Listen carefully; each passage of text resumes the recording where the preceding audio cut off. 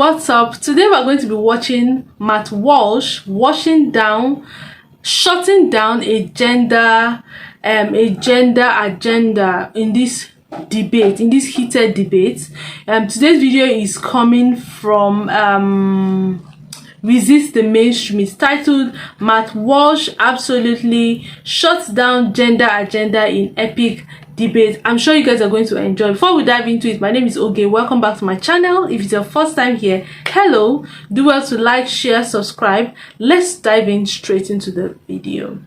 I don't know about you guys, but I just love seeing Matt Walsh just drop the hammer on this pervasive gender ideology that is just so widespread in American life now. I mean, whether it's the public schools, the media, etc., it's all over the place. So we're gonna get right into seeing this video of him doing that. But first, guys, please make sure you like our video, share it, comment, and subscribe to the Resist the Mainstream YouTube channel. I'm your host, Darian. Let's get right into it. I'm gonna preface my question by stating that there's currently 5.6 million intersex Americans, which are people who are biologically not considered female or male because they have incorrect chromosomes during their process of being born. So my question is, why do you personally not support gender affirming care when a majority of those who are seeking gender affirming care are intersex individuals, considering that there are double the amount of intersex people that are Americans and adults than there are trans people? And why are you fueling the rights ideology of this trans panic when considering that this healthcare that isn't even really for trans people, they just happen to use it, is more for other issues? And by doing so, you're limiting people who are suffering to get those actual treatments that they need. Okay, so let's just go through a couple points here. First of all, you're saying that the so-called gender-affirming care is not for trans people. So just for the sake of argument, what if I said, okay, I agree with everything you said, gender-affirming care should be available for intersex people, but not trans. Can we agree on that then? Yeah, I would agree, but the laws that you're supporting don't. That's why I'm asking the question. That's actually not accurate. Have you looked at the legislation? Yeah, can I respond to you really quick? Well, let me finish asking my question. What specific law would prevent someone with a genetic anomaly or a deformity from seeking some kind of medical care or plastic surgery? So currently, one of the ways to fix intersex issues that you find down the line, which is currently typically infertility for men, erectile dysfunction, when you figure it out when you're about a teenager, you have to start doing hormone therapy and hormone blockers, both of which are banned under multiple, including the one that I'm specifically referencing, in the Kentucky proposed state law, would make sure that intersex individuals would not have access to those, as it's considered under the umbrella of gender affirming care, because technically it is affirming their gender, as they don't have a strictly male or female genitals or a reproductive system. I have to confess, I'm skeptical of your reading of the Kentucky law. I have not read the exact language of that law myself, so I can't say for sure that you're wrong about that. What I do know is that, what I can speak to is the Tennessee law, for example, where I'm from, which bans these procedures, castration, mutilation, specifically mentions that if someone has an actual valid medical issue, then obviously they don't apply. It's the same thing as, we should ban cosmetic double mastectomies for gender confused women. Obviously, if you have breast cancer, you need a double mastectomy, then you would not be forbidden from getting that. It's very easy to write that language into the law. Now, that's the first thing. Going to your point about intersex, a couple of points here, a couple of things you said that I think aren't true. The first is you said, how many intersex people? There's currently, the United States clarifies in their census that there is 5.6 million Americans, which is double the amount of trans adults in the. Hold up. If we're following what she said here, she was just saying that basically 5.5 million Americans are split down the middle and don't have a gender. And they're not even transgender, as that term people use. Is that true? Press X to doubt. You guys know what that means? Yeah, anyways. Yeah. States. 5.6 million. Do you know how, for that figure, to arrive at that figure, do you know how intersex is defined? Yes, intersex is defined as either having a chromosomal, here I actually have the exact definition pulled up on my phone from the US Census, because I wanted to make sure. It includes people with an extra or missing sex-linked chromosome, those born with other physical variations that don't fit into the categories of male or female. This is seen as someone who has breast, but also has a penis. Yeah. The issue is that the caveat there about other physical variations. So one thing that you should be aware of is that the actual number of intersex people has been, over the years, drastically inflated. And one thing that they've done is they've included, for example, a male who has an abnormally small penis size, for example, can be included as intersex under current definitions of the term. So what they're doing is they're taking people to sort of inflate the number of intersex people. They're taking people who their biological sex is very clear, but there might be some variances in their body, and then they're saying, well, that's intersex too. And I think the reason that they're doing that is, well, it kind of goes right to this conversation now, that the existence of intersex people is judged as very convenient for trans people in the LGBT movement. It's why they've included intersex in the pride flag, even though by your own accounting, intersex has nothing to do with gay pride, trans, got nothing to do with it. Exactly. It is a genetic anomaly, it is a physical deformity, it's a defect, it's a disease, whatever words you want to use. That's what it is. It's got nothing to do with any of that. So there is a concerted effort to inflate those numbers because they find them useful. Quick point there that I think. Yeah, I wanted to say something. So, just like he rightfully explained, first of all, that number, 5.6 million people in America, is that like a statistic? Is she sure of what she's saying? That is a large number. That is actually a large number. Though Matt Walsh already said that it's been inflated over time, I think it has increased. But 5.6 million people intersex.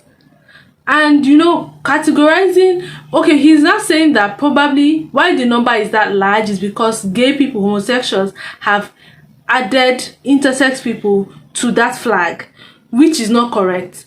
Intersex is like an anomaly, like a disease, like something that it's not normal. So they are not supposed to be categorized as homosexuals. They're not supposed to be categorized as gay people. They are not supposed to be categorized in the pride flag. They are people in their own different category. Okay, it's not supposed. So that number is actually a very large number. That 5.6 million people is a large number, to be honest. But let's hear what he's got to say. That I think is important to make, in addition to all the good stuff Walsh said. But this girl's whole argument is premised, essentially, we need to have gender-affirming care for intersex people. That's at least the implication of it. And that these laws that Walsh and many other conservatives oppose against so-called gender-affirming care, Orwellian term, by the way, prevent these intersex people from getting this treatment, allegedly. But if you look in practice, that's just not true. Assuming this premise of intersex is correct, which I don't agree that it is, let's just say it is, look at what they're pushing on kids in the public school system, and that really tells you all you need to know. Mm-hmm. Dallas Public Schools, for instance, also known as Dallas Independent School District, it's the second largest school district in all of Texas, okay? They got caught passing out documents. It was literally an LGBTQ plus, it's hard to say, it's such a ridiculous term, LGBTQ plus guide on transitions. Okay, they were passing this out to students, many of whom are literally elementary school students or middle school students. Okay, we're talking kids from 6 years old to 13 years old, that kind of range. They're passing out documents telling them how to go and get so-called hormone therapy, aka a so-called doctor, injecting hormones into the kid and permanently mutilating their bodies. So that's what's going on in the Dallas Public School District. And that's in a so-called freedom state, conservative red state, Texas. Some people will even argue that Dallas is a conservative city. And that's going on. Point being, if they're handing out these documents to children who are around 12 years old, saying this is how you got to transition and all this, these aren't a bunch of intersex children. We all know that. So let's keep going. Last point, it's not that intersex people are not their own sex. Okay, you said that they wouldn't count as male or female. That's not correct. There are only males and females in the human species. There is no third sex. Yeah. No biologist worth his salt would recognize any third human sex. It can't be defined, it can't be named. An intersex person an intersex individual is a man or a woman whose biological sex, for this small minority of people, is harder to determine because of genetic anomalies that may affect, for example, their sex organs. But they're still male or female. Okay, there are only male or female gametes, ova or sperm. That's all that there are. There are no other options. How many people in your life have you met who are literally a 50-50 split of male and female? Truly intersex, as this premise is described here. I haven't. The answer is none, obviously. And if you're answering otherwise, there are one of two possibilities. One, you're a liar. Or two, you're an alien life form of some kind. And yeah, probably those UFOs that Tucker Carlson and some other people are talking about, you might be implicated in that. So watch out. Let's keep going. You see what I'm saying? Yeah, can I ask a follow-up question really quick then? Sure. So, I said no, but I'm going to say yes. Okay. So, you said that it's either male or female. It's just harder in determining what it is. But in this time frame, would you say that there is technically a fluid system of what could be considered male and what could be considered female, such as with real life examples, people who do have breasts that look like female breasts, but they do have a penis? Would you say that that is a man? There's a very good system for determining if there's a male or female, and it's right almost every time. I mean, it's right 99.9% of the time. It's only for a small minority of genetic anomalies that there's any kind of issue at all. Now, you just gave the example of someone with breasts and a penis. Well, again, you're taking a hypothetical person. I would need an actual individual, and depending on how they look, that shows how deep we sort of have to go to figure out what their actual biological sex is. But, you know, I will say that a male who develops breasts is obviously still a male. The last point I'll make about this is that another way of looking at it, there's no third sex, right? And the way that we know that is because there is no category of person who has the reproductive capacities of both male and female. So it's you either have the reproductive capacity of male or you have it of female, or you're supposed to have the reproductive capacities of a male, but you don't because of a disease, or female, but you don't because of a disease. You know, a third sex category, I suppose, would be someone who has both reproductive capacities. If you were to find somebody like that, well, now you have identified a true third sex individual, someone who does not fall under the category of either male or female. That sort of human being has never existed on the planet, and never will exist and can't exist, because there are only males and females. Well, yeah, I think it's obvious that Walsh knows what's up. He's been a warrior on this gender ideology front, and we very much appreciate him for that. So we hope you guys enjoyed the video. Thanks so much for tuning in. As always, if you have any suggestions or, you know. Yeah, so Matt Walsh is actually right here. There's actually no third sex. You either have a male reproductive organ or a female reproductive organ. Yeah, so intersex is like just like an anomaly or a disease.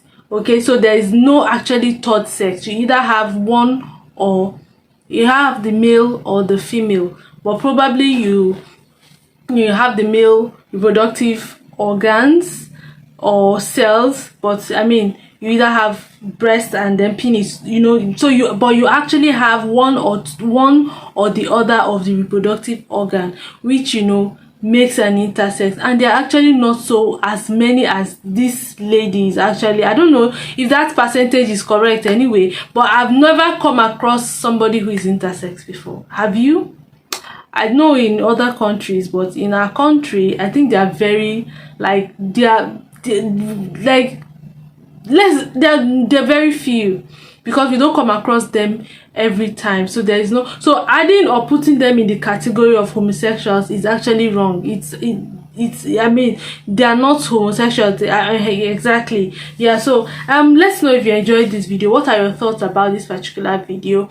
What do you think about Matt Walsh and the questions this lady was actually trying to ask? Okay, so please drop your comments and thoughts on what you think about this video in the comment section below. Do well to like, share, subscribe, turn on the notification bell, and I'll see you in my next episode. Bye bye.